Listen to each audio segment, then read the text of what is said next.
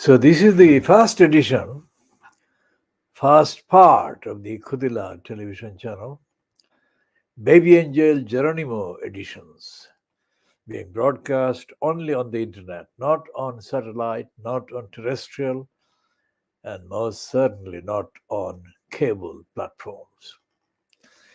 Baby Angel Geronimo editions, Khoodeelaar television channel, part 1, 2050 hours GMT, Saturday the 5th of November 2022. That is the date and time stated, but we are starting a few minutes earlier. Sometimes we start a few minutes later. Now, the name Chris Pilp and his eyes, they are complementary. They're festering criminality in the look of this criminal racist liar, Chris Pilp. There is no similar word anywhere in the English language in the nomenclature. Pilp. It's not a Philip. It's a Pilp. It sounds like somebody misdelivered him to the arena of the so-called politics in this country. This shit always comes up with the worst possible shit that you could find in your way. Chris Pilp is the shit that is supposed to be member of parliament for Croydon South in England, just south of London. And Roger Gale, who is a member of parliament, who is the member of parliament for Thanet area, that is in Kent, that covers the migrant centre that Suella Cruella de Ibila has been kind of spewing her poison about. Gale has said that Chris Pilp, in his stupid remark against the asylum seekers, that Gale, understands where Pilp is coming from. What the fuck is that to understand? Shit. Gale is, of course, compared to the Pilp, elderly person. So he's trying to kind of stay afloat without upsetting the cunt. Now, there are pictures of the Pilp in the mainstream so-called media after the Pilp joined the Cruella Ibila Suella in condemning the children and the women and the other people being abused at the Manston Centre. So we shall be talking about the Manston Centre at some length in this edition. Chris Pilp faces backlash after criticizing illegal arrivals for complaining about conditions at Manston. Now, these morons at the Daily Telegraph, so-called, should never use this word illegal without quotation marks. Whether or not they are illegal has not been decided by following the due process, you morons.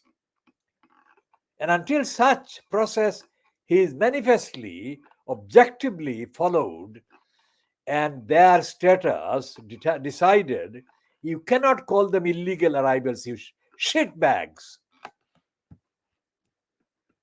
So although they're saying that Chris Pilp faces backlash, they're actually echoing his shit.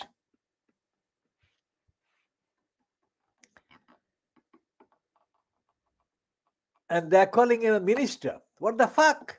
Minister.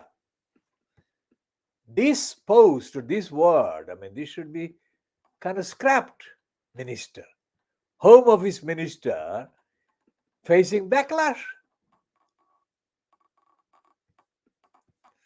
So we've got Pilp the shit, and we've got the shameless thief at the expense of the Bangladeshis entire hamlets, barrenness, Pola Monzila Uddin, the thief. Pola Monzila Uddin is the thief that stole money from the public purse.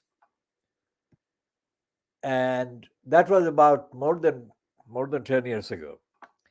And that was actually publicized by the Times newspapers, whichever it was that started it, Sunday Times or the Times, doesn't matter. And the Private Eye, current issue of Private Eye, as we mentioned in the previous edition yesterday, refers to Paula Monzilauddin doing the thing with the dubious Chinese outfit in Manchester. Now, it seems to me that Mark Zuckerberg is maybe involved because metaverse is being mentioned in the Private Eye piece. But the Private Eye piece, which is headed Group Stink, is not very intelligent, is it? Not very cleverly written. And the main thing is that they don't actually expose the thief, Paula Monzilauddin, with the evidence of her theft and criminality. Now, Paula Monzilauddin, nobody knows what exactly was the actual chain of events that kind of was involved in getting her into the House of Peers. I think she became a House of Peers member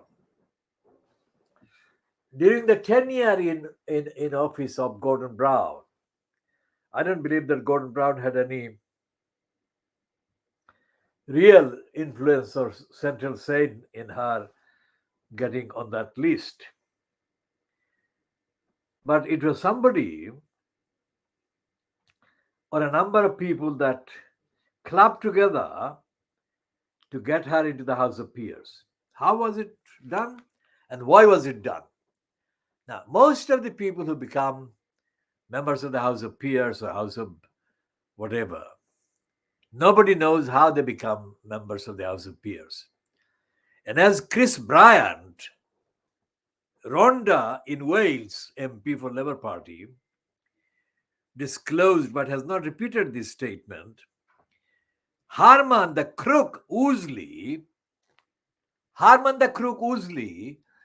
had been allowed to get hold of the key, let's say, to the so-called office that did the nomination or whatever about who became House of Peers members and whatever. This was done, I think, during the Harman Ousley was given that thing, access, during the years of Blair, before the years of Gordon Brown began. And Chris Bryant, of course, is another very dodgy kind of member of parliament. Dodgy in the sense that he tickles. I'm not saying that he's a thief and a crook. Far from it. What I am saying is that he is somebody that tickles instead of coming across, transparently in full kind of extent, full evidence with full evidence. He said in a statement, as I say, which he has not repeated. I'll check that whether he has repeated that or not. But I assume from my memory, because I've not been kind of taking my eye off the House of Commons or House of Parliament. So I could not have missed it if it was there. But even if I had missed it, I will make up for it by kind of updating. Now, Chris Bryant said words to the effect that Harman Ousley was dishonest and abused his position. And a lot of dodgy people became members of the House of Peers or got on that list. Now, I add there to that saying that most of the people who got or get on the list of House of Peers nominations and whatever are dodgy. So if Woolsey was doing it, it wasn't doing something kind of for the first time, or it wasn't being done for the first time because it was Woolsey connected. Woolsey is a career criminal, a career ethnic surrogate mental slave that the racists in the Labour Party have used for decades. I shall devote a whole edition or more to the career criminals and criminality of Harman Woolsey, the liar, the mental slave, the total and utter shitbag and embarrassment to the cause of black fights and black rights and all the rest of it. In my keynote speech that I delivered at the University of Nottingham, that was the venue. It was not part of the Nottingham University's academic faculties or whatever. It was just used as a venue. And that was in the mid 1980s, where I was the main speaker at a conference of all, UK-wide African, Asian kind of activists, whatever the actual criteria. And one Indian Hindutva evil woman, whom I shall diagnose and expose in due course. I never had any contact with her, but she was so jealous, venomous, evil.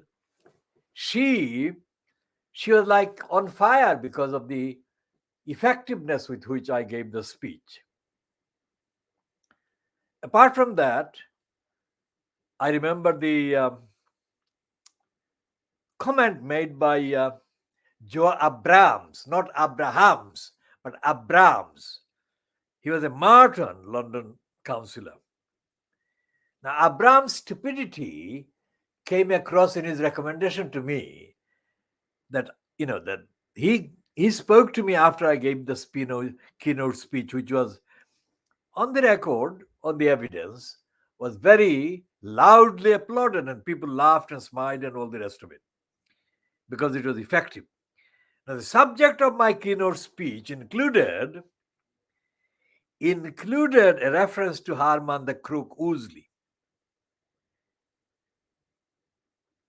And that was very effective because more or less people knew about Harman Woolsey. That was mid 1980s. Now, this is more than 30 years ago. Well, just under 40 years ago. And the fact that I mentioned Harman Woolsey, and it had kind of impact on the people present at the meeting, at the event, at the University of Nottingham, showed that people were aware. People were aware of the corruption that went on, whereby ethnic relations or ethnicity-linked individuals are nominated by the racists who gave them gongs and positions. And I use the phrase which Alfred Tang Chow, who I think is no longer alive, as at that time editing the West Indian World, and he used the reception I had at the keynote speaker, as the keynote speaker, in his diary. And he did a positive piece on my keynote speech. Why am I saying all of this? Because I have been off and on the formal kind of platforms, the campaigner against racism, brainwashing, and all the other things that go with this. Now, Paula Monzilla Uddin, like Harman Woolsey's corrupt list, not that she was on the corrupt list, because Harman Woolsey was operating before Paula Monzilla Uddin was actually processed through by whoever did the thing and placed her in the House of Peers.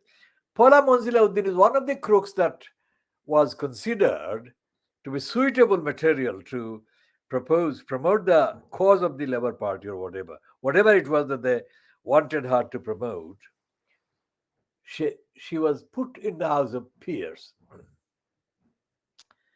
Now, as I have said before, I put her on the map because I put her on the photo montage in the Banth Bulletin dated May 1983. Now, that she used without my consent, without my permission, but that had the automatic recommendation because it's a Banth Bulletin, which is still today unrivaled and unprecedented. So it carried its own recommendation. And this criminal liar, Paula Monzila-Uddin, abused my coverage and my reporting and journalism and editing of the Banth Bulletin. And she put her picture about, and she sold herself as a kind of long standing, because by the time she got into like entering the House of Peers, that was 1983, 93, 2000, more than 20 years since I had published the Banth Bulletin, the first issue, May 1983. Paula Monzila-Uddin does not have any originality in terms of intellect, in terms of ethics, morality, whatever. She became a contender for becoming a member of parliament. Now, as I said before, the George Galloway boasts that he was the one who paved the way for the first Bengali to become an MP from Tower Hamlets. That was a lie. That was a racist, sinister, outrageous lie by Galloway. In the years before Una King was foisted on Tower Hamlets by Beth Malkin and Bow by her kind of adulterous kind of partners in the Labour Party, Paula Monzila-Uddin was kind of vying for the post in succession to Peter Shaw. Peter Shaw I call Peter Swine because in the Bangladeshi language or the Siloti language, Shaw is very similar to Shuor, which is swine. And Peter Swine's behavior was very much like the behavior of the swine in the worst possible sense. So I call him Peter Shuor. Now there were 2 or 3 other people looking for the same post. I never wanted to become an MP and never actually bothered. But those who were fighting included Paula Monzila-Uddin. And Paula Monzila-Uddin and the others were kind of in too much kind of mutual allegations against one another. And all these allegations were being sent to the Labour Party's HQ. The sole purpose being that one was alleging this, that, and the other against the other. And the purpose was to stop the other from becoming the Labour Party's official candidate for Bethnal Green and Bow at the 97 election. And this reached such a kind of height or depth of kind of vitriol that they were all kind of hijacked, if you like, and Una King was foisted. It is said that she had boyfriends, more than one boyfriend in the Labour Party echelon. So 1 or 2 of her boyfriends were instrumental in foisting her there. And I'll not go into Una King's other personal details at this stage or in this particular edition, except to say that she turned out to be as dishonest, as corrupt, as any of the others. She actually lied to me, to my face, because she lied because I challenged her about her so-called maiden speech or whatever, a kind of question she put during so-called prime minister's questions in 1998, in which she invited them, Prime Minister Tony Blair, to join her in congratulating the Tower Hamlets Council for reducing the housing waiting list by 10%. Now, anyone with any common sense would know that 10% is really not a significant reduction. Even if it was 40%, it would not be significant. The only thing that would begin to be significant would have been if the percentage was more than 50%. However, she did say that, and she prefaced that stupid question with a pompous reference to a thing called German index. German is not spelled with a G, it's a German, Jarman, German index. One of those fancy things, statistical measurements, etc., etc. And she said that according to the German index, her constituency, that is Bethnal Green and Bow, was one of the most deprived, etc., etc., in the country. So that was the preface, and then she said, against that background, she said that Tower Hamlets, the local council for that constituency, had reduced the housing waiting list by 10%, and therefore would the Prime Minister join her. Not would Tony Blair join her in the adulterous bed that she was notoriously sharing with too many people. And what happened was that Blair gave a plastic response. He of course said yes, he would join her, and etc., etc. Now, my challenge to her immediately was that how dare she congratulate the crooks of Tower Hamlets Council. So I started sending questions either by email. Well, was it email available? Yes, email available, but she would not respond. She would not acknowledge, and she most certainly would not reply, because I said words to the effect that what is the evidence on which she made that stupid claim, and what was the kind of correlation between the actual number of housing waiting list and the actual behavior of the council, Tower Hamlets Council. She did not. I kept asking. I even telephoned the criminals parliamentary associate or assistant office or number, and I left message or messages. Still the lying cunt would not answer. At that time, I was also a member of the, for whatever it was worth. I mean, it wasn't a grand thing, but I wanted to have the chance to quiz the criminals at every forum that I could find in the Labour Party. So I was a member of the what used to be called the General Management Committee, or the GMC, of the Tower Hamlets Labour Party, the Bethnal Green Labour Party.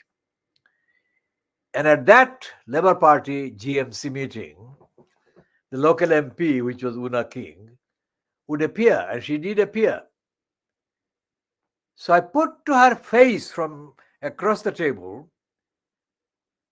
why did she say that Blair should join her in congratulating Tower Hamlets Council? And the lying cunt denied having said that.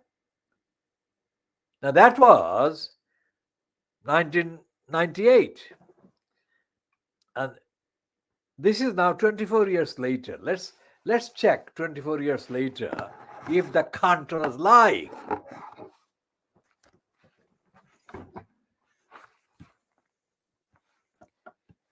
Now let's check the evidence.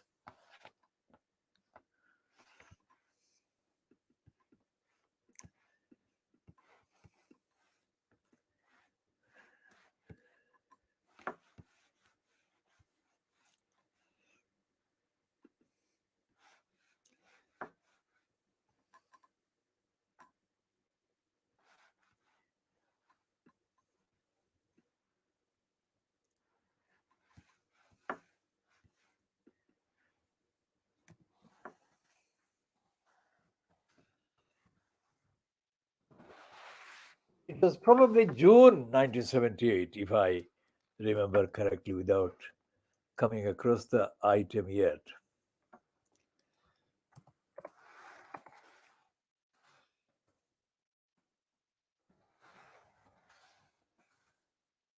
Let's say 17 June, I'm saying. 1978. Sorry, 1998. Sorry, 1998, not 78.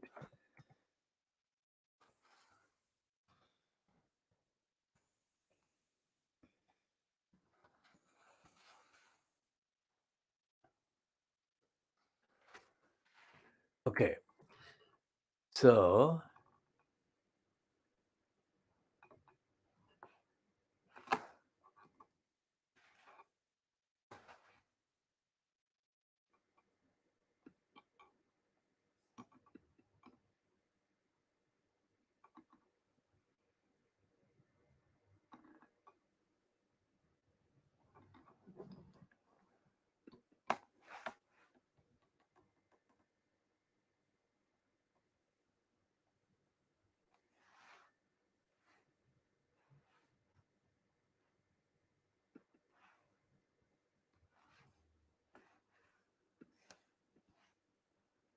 let's go to the other browser, because one browser that I'm using is not fucking flexible, it's fucking static. It doesn't let you move the cursor.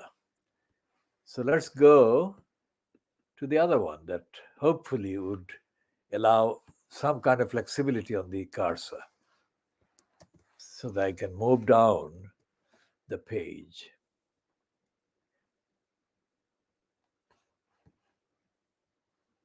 Okay.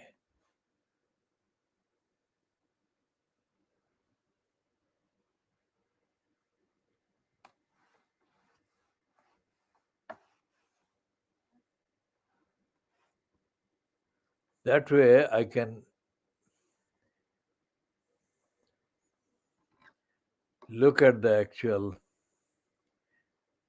date. So this is the one that, okay. This is the date actually what I'm looking for, 17th of June, 1998.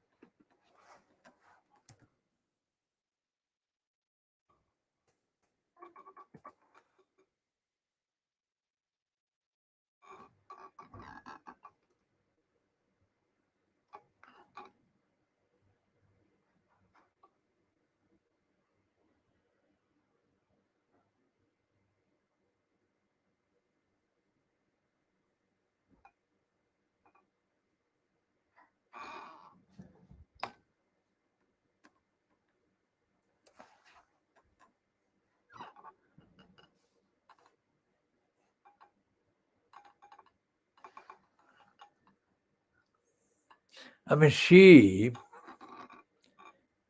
used the phrase German index quite more than once.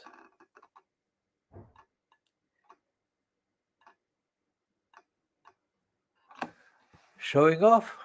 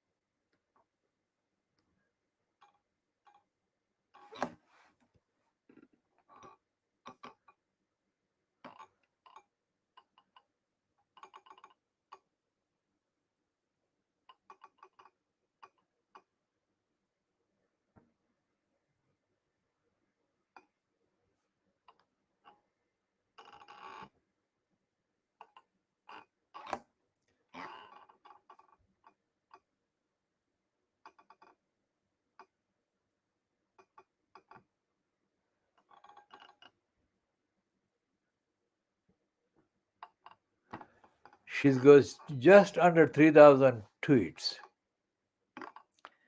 And she is said to have joined in July 2009. That was a year after the Khoodeelaar campaign began our Twitter account, that particular one.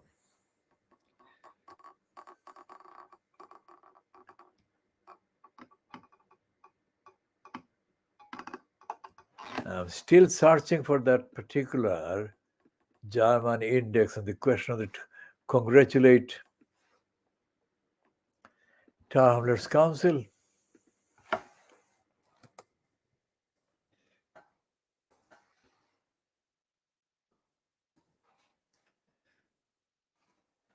And they can't lied. She said she never congratulated anyone.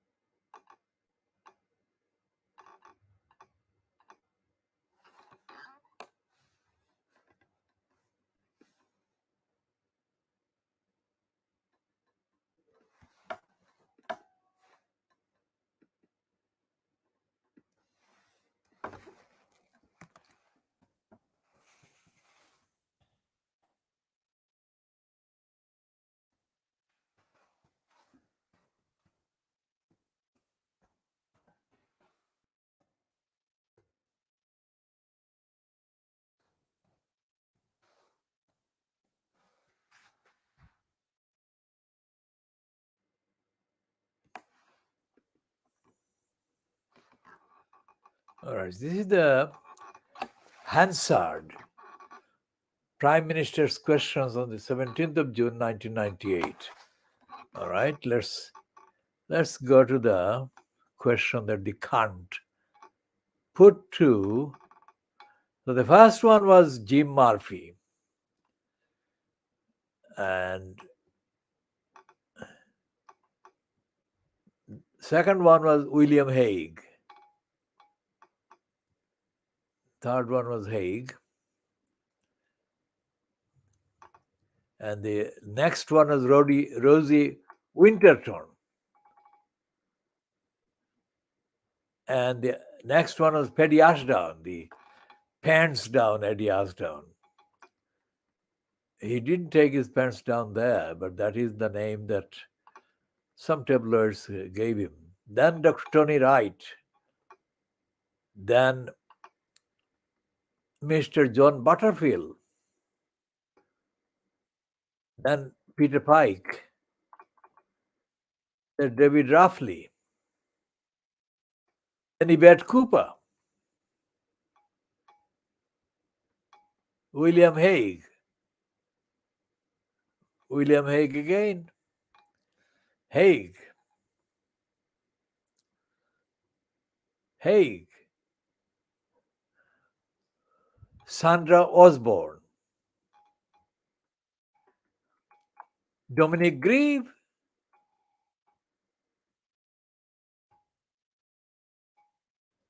Keith Vaz. Can you imagine Sleaze Vaz?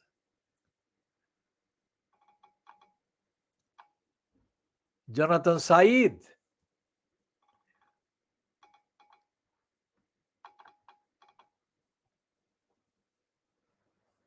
Paul Keach. Now here is the fucking cunt. Here I read the whole question as it is recorded as question 10, 44780. Miss Una King, Bethnal Green and Bow. And the cunt is quoted as saying, "Is my right honorable friend aware that according to the German index, I represent the most deprived area in Britain?" She doesn't say England or London, but in Britain.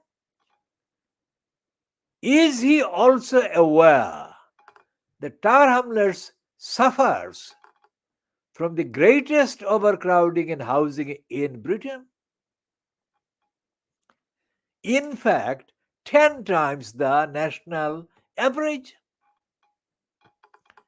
Now then she goes to say that killer phrase, which she denied to me, as having said, "Will he join me in congratulating the council on reducing the housing waiting list by 10% over the past year? Will he give us further assurance that more money will be made available for housing in the poorest areas of Britain?" Now this fucking cunt said to me in the Bethnal Green and Bow General Management Committee of the Labour Party that she never congratulated anyone. How the fuck? And all the morons present and supporting her, the ones that supporting her, allowed her to say that lie.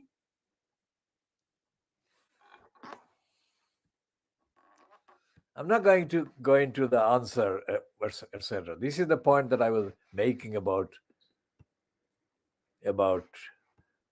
Paula Monzilla the liar.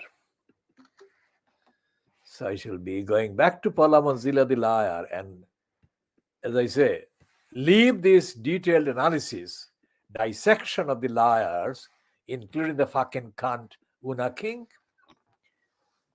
until another time. Now, who ever would say that somebody like Paula Monzilla Uddin should become a member of any part of the parliament or anything? No one who knows or knew anything about her would recommend her. But then that is not the basis on which people like that get to be nominated, etc., etc. I mean, in Tower Hamlets, for example, without checking the details, but I think my memory is reasonably accurate. I mean, the councillors that, or the individuals that became members of the Tower Hamlets Council from 1990 onwards included the Lib Dem, one called Sajjad Mia. Now, Sajjad Mia just about managed to escape being convicted and sent to prison over housing fraud. And that was at the last minute, when the last of a number of days of hearing in the Crown Court, I think, he found an excuse saying that his brother was the one who did the fraud and not him. Now, as I said about the trial of Afsana Begum at the Snaresborough Crown Court, these crown courts are absolutely corrupt. Now, how did they manage to accept the alibi, bogus alibi created at the last minute by Sajjad Mia, that it wasn't him that had done the fraud, but his brother? How did they do that? Of course, they cannot answer this because that was not the question that anyone put to them, as far as I know. But the objective evidence is that Sajjad Mia was the one who done the actual fraud, and he was the one who was prosecuted. He got away by lying. Now, that is Sajjad Mia. That was done in some years before the other councillors like Shahid Ali. But Shahid Ali did get convicted and did get sent to jail. And the other one that got into jail, the so-called solicitor. And then you got the Keir Starmer failing to prosecute or recommend for the prosecution of Polauddin when Starmer was the director of public prosecutions. Now, these are all people from Tower Hamlets. Polauddin, Shahid Ali, Sajjad Mia. And there was another councillor who just about managed to escape a thorough prosecution and conviction and imprisonment. Now, the evidence is that a number of people from Tower Hamlets are multimillionaires. These are all crooks. But these criminals are multimillionaires based on the housing theft and housing fraud. Now, if Una King's lying because she asked Blair to join her in congratulating the council, not lying about the actual extent of the housing shortage. Now, housing was the acute in housing shortage was acute in Tower Hamlets and has been acute in Tower Hamlets for a very long time. In fact, it has been acute from the 1960s when the Tower Hamlets Council was kind of merged into Tower Hamlets Council by the merger in April 1965 of Bethnal Green, Poplar and Stepney councils. And as I have said before, when I got in touch with or I got engaged with the confrontation of the corrupt Peter Kemp, one employee of the Tower Hamlets Council, who was harassing my father in New Road. So we actually reduced this Peter Kemp. I mean, we reduced him to tears. I mean, he was weeping in court. By the time we finished with him, he was done for, and there was nothing left of his case. And the case was overcrowding. Now, I'm talking about the 1960s. That case was continuing from the 1960s by the time I got hold of it in the early 1970s. And my analysis and examination of the shallow evidence of Towners Council was praised by the licensed law trader put in charge of our case or our side of the case, a barrister who praised me. Well, it was not a surprise, but he did praise me and recommended that my words were listened to with respect and given serious consideration by everyone concerned. And I was vindicated in the court, and the Peter Kemp was completely finished. Now, Towners Council has not been delivering housing services to the people that have genuinely needed housing. And that's one aspect of the kind of failure on the part of the Towners Council. And that is in the context of the failure of the Towners Council about overall families like the safeguarding the children. Remember Shamima Begum and the other two friends. Essentially, as I've said, a lot of sexual abuse takes place in the homes, in the houses, in the families across Tower Hamlets. And many so-called Muslims, including many of them wearing Muslim dress like the Prophet's dress, the beard and everything. These externally Muslim dressed criminals abuse children, girls in their families. Now, this is such a big, serious issue. Where do you begin? I mean, if the council, local council, doesn't have a program in place, no matter how well motivated the individual investigator may be, it cannot be tackled, let alone eradicated. And the police don't want to know, as far as I can see. I mean, in thousands and thousands and thousands, out of thousands of cases of sexual abuse, the police don't take any action in most of the cases, overwhelming number of cases. Now, this has been the case for decades. And lives are being destroyed. This overcrowding is an excuse because in an overcrowded kind of setting, a girl child, mainly in the ordinary sense, is most vulnerable for abuse and exploitation and attack and violence. And these children, these girls, lives are being destroyed forever. Nobody wants to know. And even their nearest, otherwise nearest, closest female relations like their aunt, their mom, their grandma, they are complicit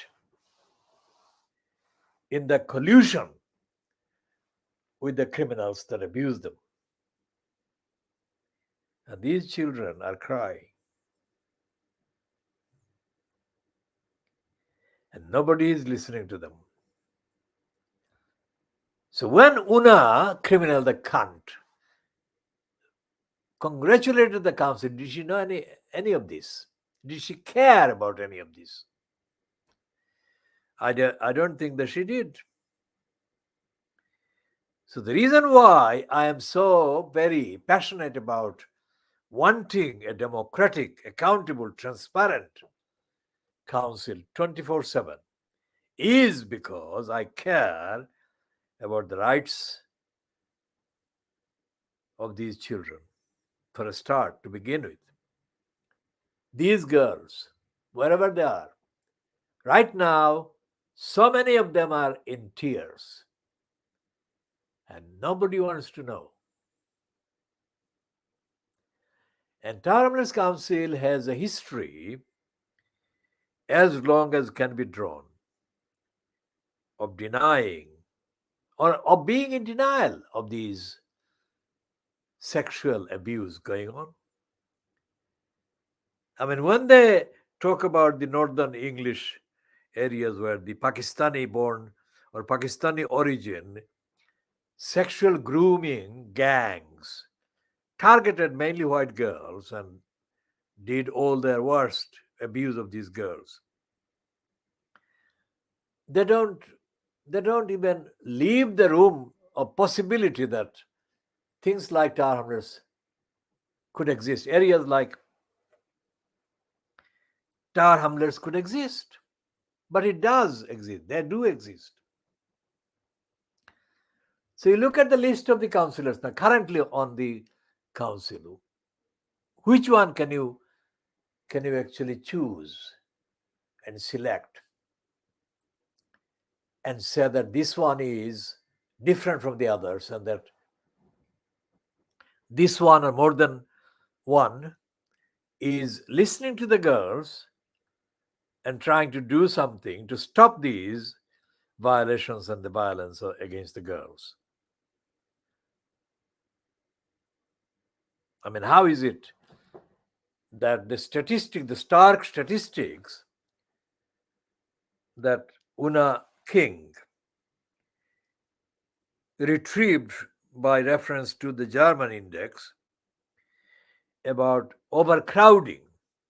The overcrowding was important, but nothing else. I mean, what about the overcrowding and the sexual abuse, rape of these children in the home, in the overcrowded family setting?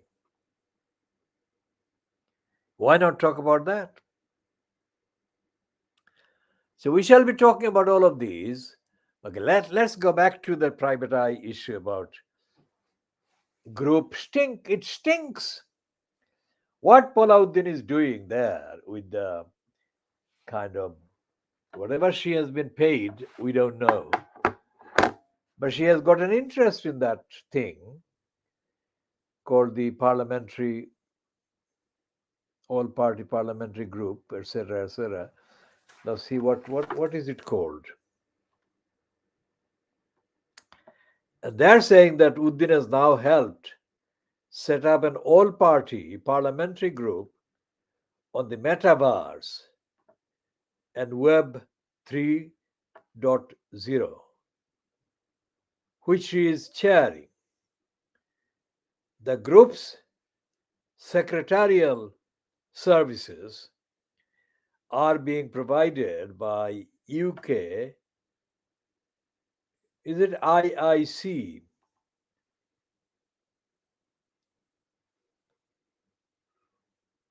Accelerate, which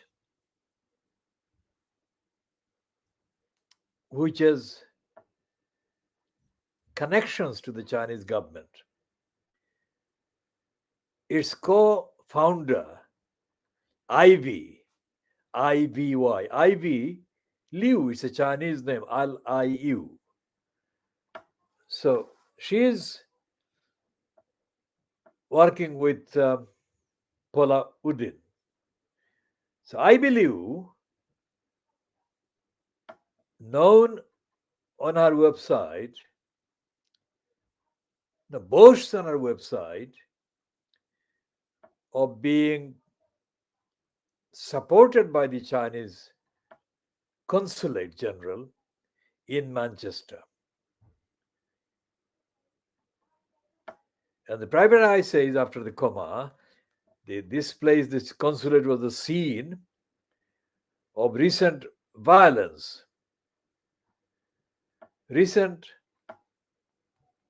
violent suppression of Hong Kong freedom protests.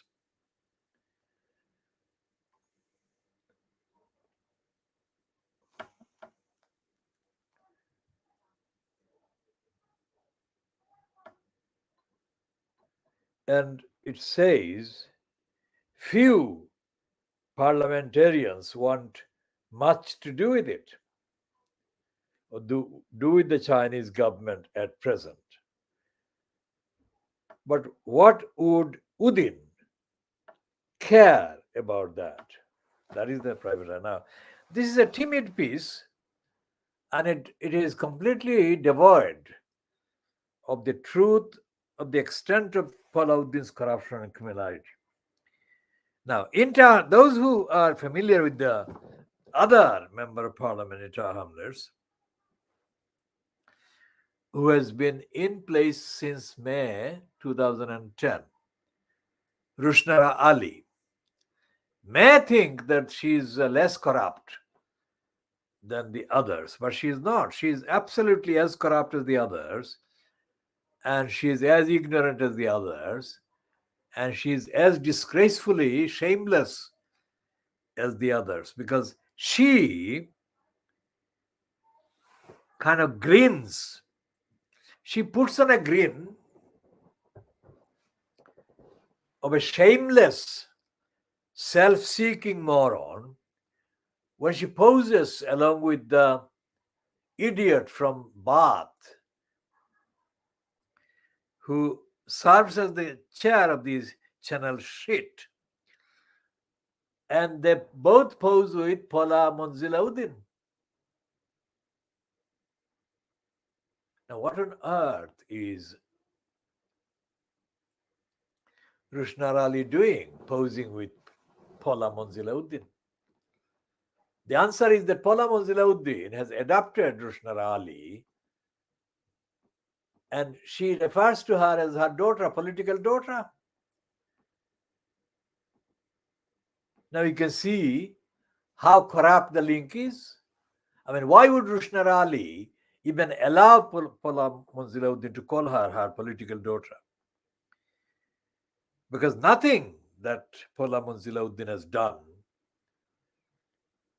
in the name of the Bara of Tar Hamlers, and especially in the name of the Bangladeshis in Tar Hamlers, remotely corresponds with anything to do with politics in the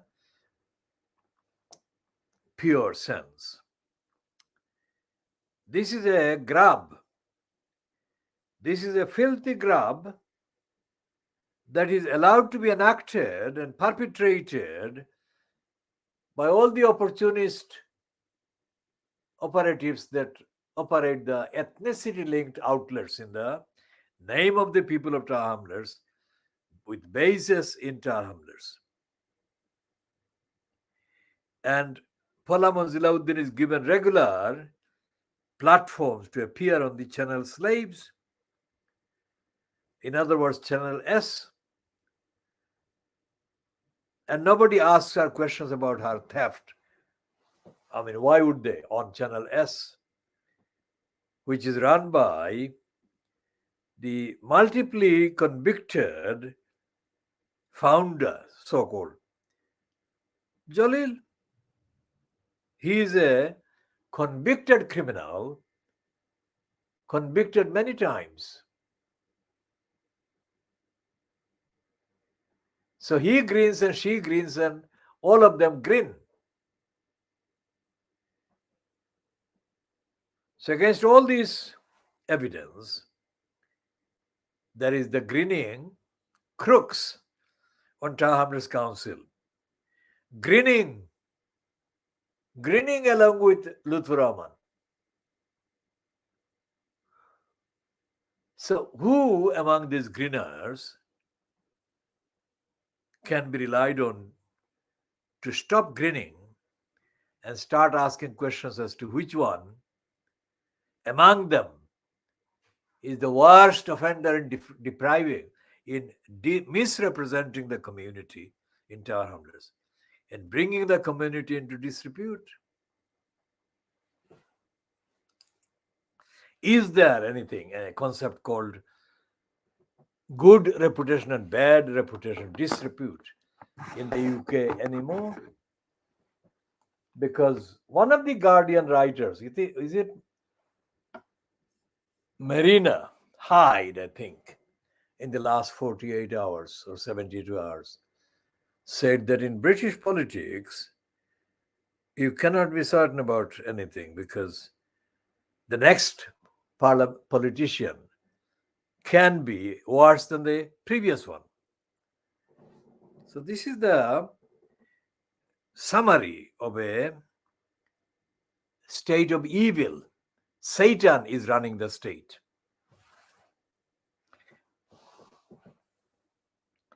Because if the central government is as corrupt as it has been, and it is, I mean, who cares how corrupt and how deep is the kind of descent of corruption in Tower Hamlets or in Croydon or in Lambeth for that matter, or Southwark or Lewisham or Newham or Hackney. I mean, who cares about the descent into the depth of stupidity and corruption and misrepresentation? So this is just the beginning of the introduction to the fact that the midget, Ian Pissoff, publishes these things where, I mean, they're like 1% of the substance that should be there. Such a meek, stupid, and cryptic piece. You have to do serious research in order to understand what on earth he's talking about. Manchester. Manchester, the scene of the suppression of the Hong Kong freedom protests. What does it mean? They create these classes, in other words, the categories of people that they give or assign or allocate extra special status to. The Hong Kong freedom protesters are, of course, among the people that Johnson announced would be allowed fast track entry to the United Kingdom, like 4 million. And Priti Patel didn't say anything saying no to them. And it is quite certain that Cruella, Evila would do any different. Meaning that 4 million people from Hong Kong would be allowed to stage fast track entries into the United Kingdom. No problem about housing shortage, no problem about the other issues that the man from High Wycombe who threw the 3 petrol bombs at Manston was talking about. And none of these 4 million would constitute a problem in the or for the House of Commons. Now, this is hypocrisy on a criminal proportion. And it says that the whole question of Cruella, Evila, talking about the invasion of the country by the migrants, is an artificiality from start to finish. There are physically safe routes for the intending migrants to enter the United Kingdom, as the experience of the Hong Kong based ones shows.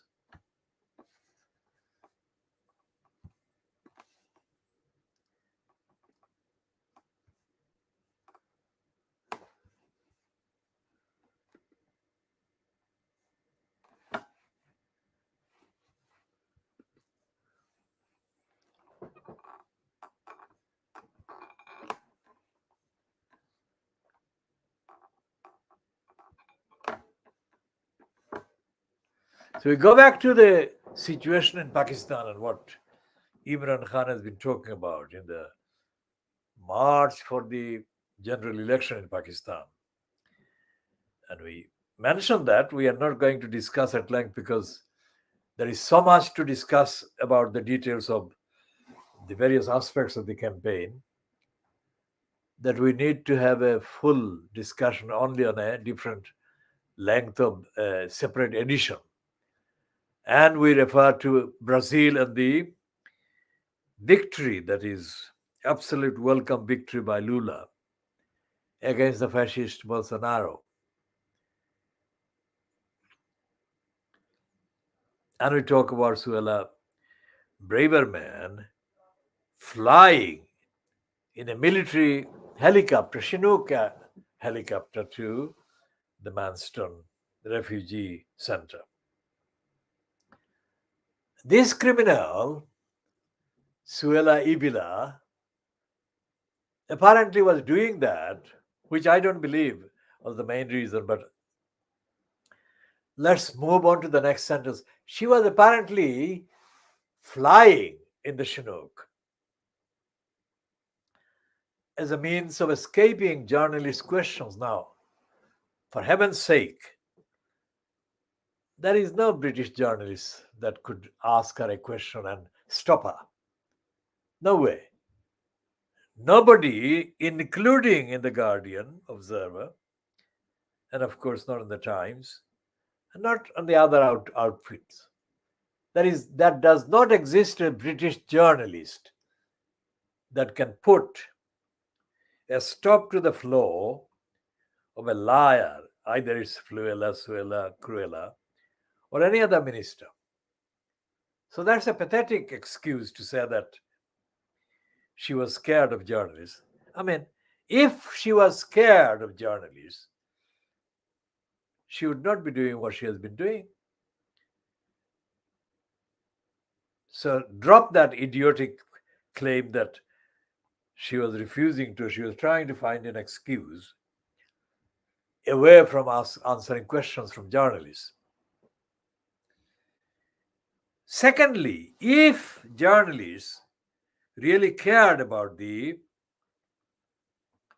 rights of the refugees, the asylum seekers, if they had the actual interest of the humane interest of the people seeking asylum and refugees or refugees, they would have done the investigation.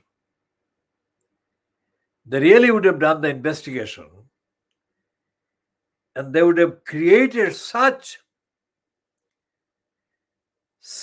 pressure on Suella the Ibilar and also the Sakarap, this Sunak, then they would not only sack Ibilar Suella, but would actually put an end to this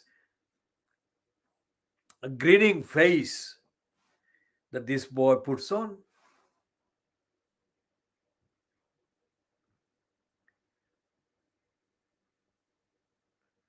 He puts on the grinning face because of what they did in the 2019 general election, having the huge majority of members of parliament. And they're going to kind of pump it. Well, not pump it, they're going to use it to the maximum until another 2 years when the election has to be held.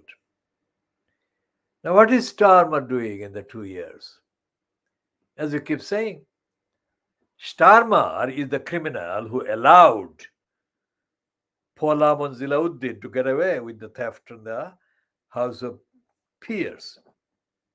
So he's a crook. So Starmer, has no moral kind of identity, moral platform. And so the people who are in his so-called front bench, there is no one in the front benches really that commands a moral platform, moral attention. Angela Rayner can only do that, whatever she has in comparison with Starma, because she has been a victim for too long. So Angela Reina gets the support mainly out of sympathy, not because of the substance of her position. Because when she was first appointed Shadow Education Secretary by Jeremy Corbyn, I gave her about 20 questions separately. She never answered a single one of them. Not because she didn't see them, she did. But Angela Rayner is not very bright, is she? But then it applies to the whole of the Labour Party opposition in the House of Commons, including the crip, the crook Starmer.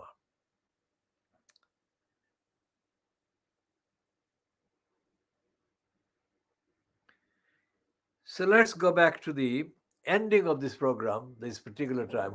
How long has it been? It's 1 hour and 14 minutes. Is it 14 minutes? So we shall put an end to this one at this time, and we shall continue with the outstanding items in the next edition, whenever that is. This is the KhoodeelaarTV television channel, Baby Angel Geronimo editions. Baby Angel Geronimo is the main witness, the most innocent baby in the whole world, and the most perfect witness to the most imperfect evil state, the United Kingdom. United Kingdom, the state. Remember, I've